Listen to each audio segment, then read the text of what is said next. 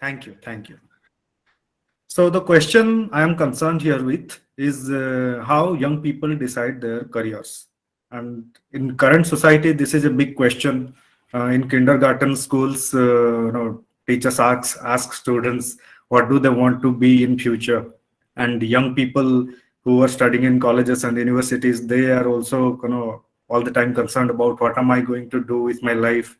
So, but this is not a new question. This is a very old question. At least in academia, scholars from various disciplines, psychology, education, economics, and sociology, they have been trying to figure out how people take career decisions. So this is not a new question. There have been so many theories and models which try to describe how people take career decisions. So if we take a look at these theories, various theories, then we can divide them into two groups. Some theories are prescriptive in nature. They, prescribe, they advise, they are used by counselors, particularly psychology theories. For example, person environment fit theory, fit theories. They recommend people what kind of career options you should do, choose. What occupations will be good for your personality. And then there are descriptive theories which try to explain how people take career decisions. They try to describe what is actually happening. So I'm concerned with one such descriptive theory model here. So if you look at descriptive theories, even then there are so many varieties. So depending upon the contingency, how they take into account contingency, on the one extreme, you will find that there is one theory such as happenstance learning theory by Crumbolge, which admits that there are predictable and unpredictable circumstances in our lives, and our actions are not always planned. So what happens ultimately is a combination of predictable and unpredictable happenings and our planned and unplanned actions. So the ultimate consequence is virtually unpredictable.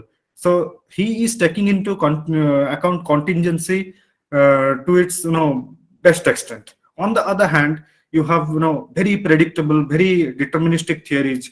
For example, one such theory provided by Ford and Box in 1967, they are saying, what do young people do? They rank the alternatives. For example, they have 5 career options in mind. They rank those alternatives according to particular criterion they have in their minds, and they evaluate which of these are feasible for me, and accordingly they take career decisions.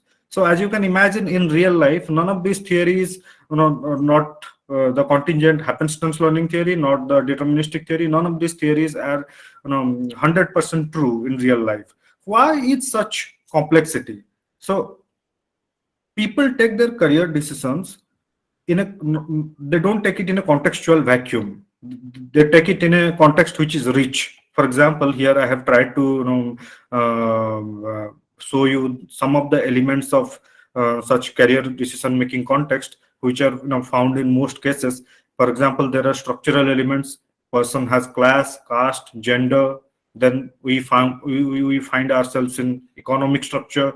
There are market realities, available opportunities, political atmosphere.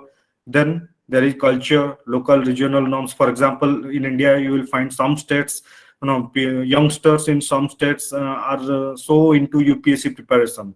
So how do you explain such traditions? Only by referring to culture. Then there is past. What's the family history? What's the family size? If you are the elder sibling, then you can imagine the pressure you can have. And if you are the youngest children in your family, then maybe you will have the resources and opportunity to pursue something you want. Okay, then occupational trajectories of elders. Then come to the personal elements: your age, marital status, educational background, family expectations, and past choices of success and failures. They also determine what kind of decisions you are going to take. And finally, and most importantly, the information you have, that is also very important. So all these elements, they play varying roles in various contexts. Okay, for example, in someone case, in someone's context, family history may play a big role, but in someone else's context, For example, their educational background, okay, will help them in taking a better decision. But even opportunity will not look like an opportunity. You will ignore that opportunity. That is because of elements of the context. Okay. Now, no theory is able to take into account so many, factors and variables into a single theory and, explain how people take career decisions. But sociology helps us understand in a, in a broader sense how structure and agency uh, they interact with each other, and finally people, they make their lives. The Archer's theory, which is presented in the Archer's theory is presented in 4 volumes. And so I have taken one volume, Being Human, The Problem of Agency, published in 2000. So Archer, with the help of Archer's theory, we are going to, understand how people take career decisions. Now, Archer theory is not a career decision making theory per se. What is it? So it's a broad, sociological theory. It's a social theory. Okay, but it can help us understand, specific decisions. For example, let me start with the analytical constructs. The first one is concerns. Every one of us has a variety of concerns are things that we care about, that matter to us. Okay, so what differentiates you from me is my constellation of concerns, the things I am concerned about. Okay, so my combination of concerns will be different from you, and I will have something called ultimate concern. Ultimate concern is a concern which is important to me for its own sake. Okay, it's not instrumental. It's not, leading me to somewhere else. It's not a mean to some end. For example, family. We do so many things for family. For some people, family is their ultimate concern. Now, these 3 things: concerns, constellation of concerns, and the ultimate concerns. And one more thing, the balance. Okay, while pursuing one concerns, you may have to subordinate another concern. So that is the balancing act you do here. So these things create a personal identity. That is why Ramesh is different from, let's say, Prakash. Manoj is different from, let's say, Charisma. These people, they have different concerns, different ultimate concerns, and they do the balancing differently. So that's what gives them personal identity. Okay, now this much is common to her social theory, but how we are introducing career decision making into this process. Now Archer says that social identity is something which emerges out of personal identity. Now, what is social identity? When we occupy a social role, okay, then a social identity emerges. Now, social role can be anything: being a father, okay, being a husband, going to temple, going to church, or, occupying a professional role. For example, being a doctor, an engineer. You then, and a social identity emerges out of that. Social identity is a subset of personal identity. You have a lot of concerns, and job or your professional role is one of them.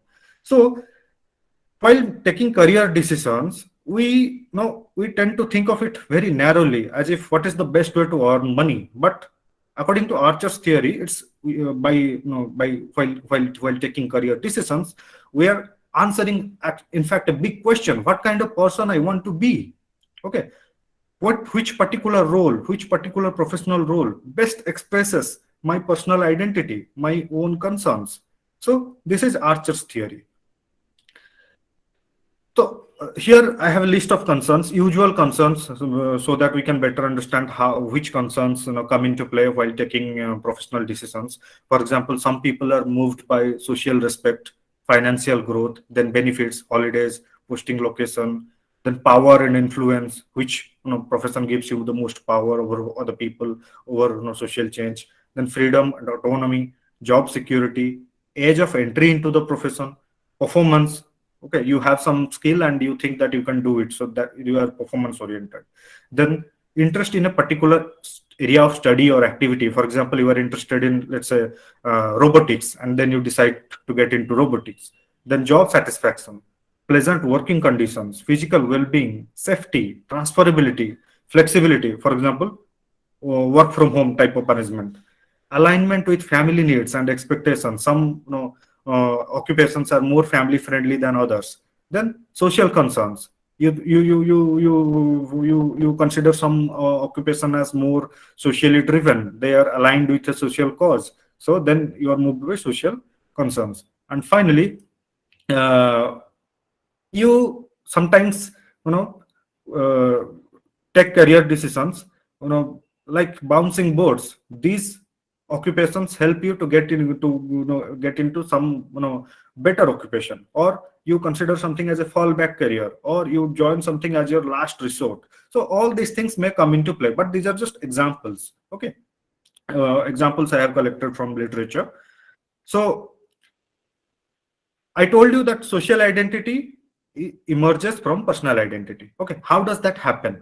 Archer says there are three movements. Out of these three, the first two movements are crucial for our study, because young people, they go through these two movements. The first movement is personal identity impacts social identity. How does that happen? So every adolescent has a personal identity.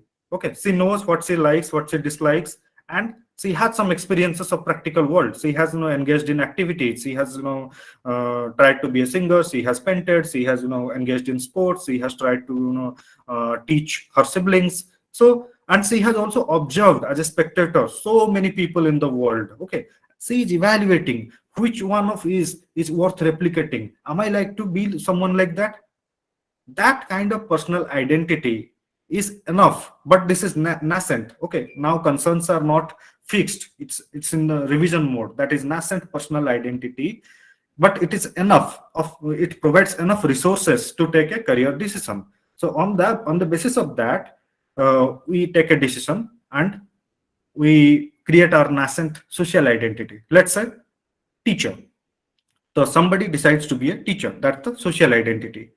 Then the second moment begins. The second moment is personal identity gets shaped or gets, you know, impacted by social identity. These two have a dialectical relationship, and the third one is synthesis, that is maturation. So we'll not reach there here. The first two are, you know, important. In the second stage, once you are in the job, the most crucial information which you did not have before joining the job is now available to you. That is, how does the job actually, you know, feels.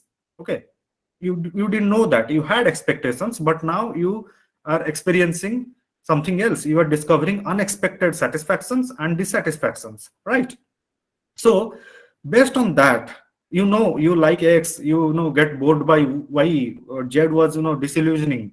So you know all these things. On the basis of that, you know, you change your concerns or you change your social identity. That has to happen. So you make corrections. Okay, but you cannot make unlimited corrections. There are opportunity costs. Okay, so that's the second moment. And finally, you come to a stage where you have the best alignment, personal identity and social identity. And that alignment decides your commitment to a particular job. Okay. So whether you are there for money or your life is your work, that thing is decided by the third stage. So we are not going there here in this study. So in my study, I interviewed 17 participants uh, through purpose sampling. So the participants are early career teachers in government schools. So they are working in Keonjhar district of Odisha. So I conducted semi-structured interviews and focused on collecting narrative data. So I theoretically coded the narratives. Sorry to interrupt you, Biswajit. I think you should proceed to the findings. Okay. I'm almost there. So as you can imagine, the narratives are linear. Some teachers said that we became teachers by choice. We decided to be teachers and we studied and then we became teachers. And some said we became teacher by chance. So, you know, things happened, people came, advice, you know, were offered, and then we became teachers. In both cases, structural elements and cultural elements were separated. That had influential role.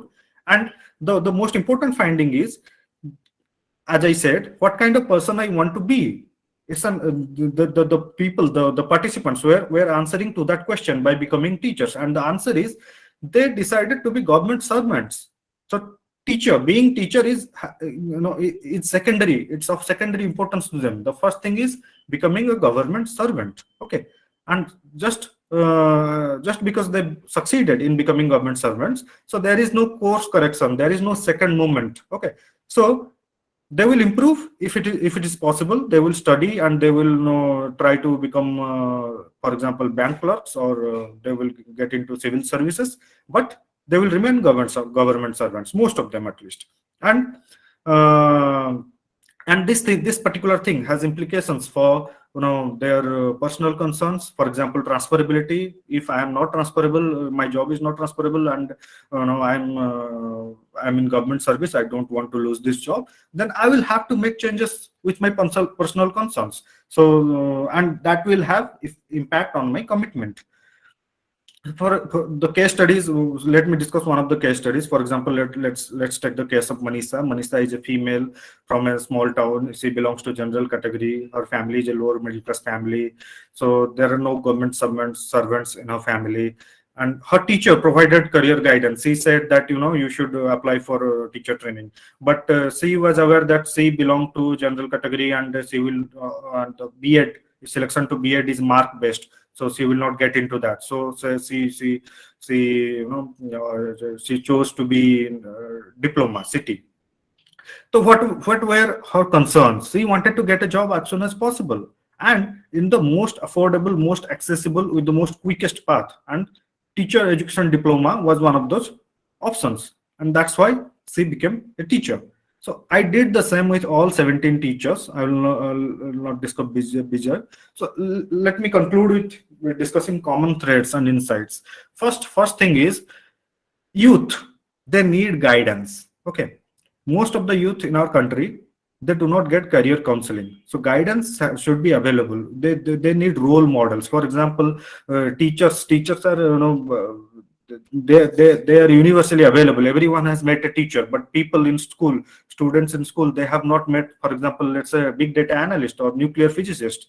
So we need role models at the school level, so that youngsters can decide, can take into consideration that so many occupational options are available to them. Second is experience of teaching motivated so many of my participants to become teacher. So experience at the before joining a career helps. So apprenticeship, internships, things like that should be promoted at the college level more and more. And third is awareness of opportunity cost. You take a wrong decision, and it costs you. It's up a lot of time and resources away. At the same time, with the clarity of what are the structural constraints and enablements, you can take better decision. So I think sociology is the best discipline, and other disciplines as well, economics and psychology. I think at the school level we must introduce these disciplines, at least to the fundamental tenets of this discipline, so that students can better appreciate the structural and cultural constraints and enablements. So that's it. Thank you.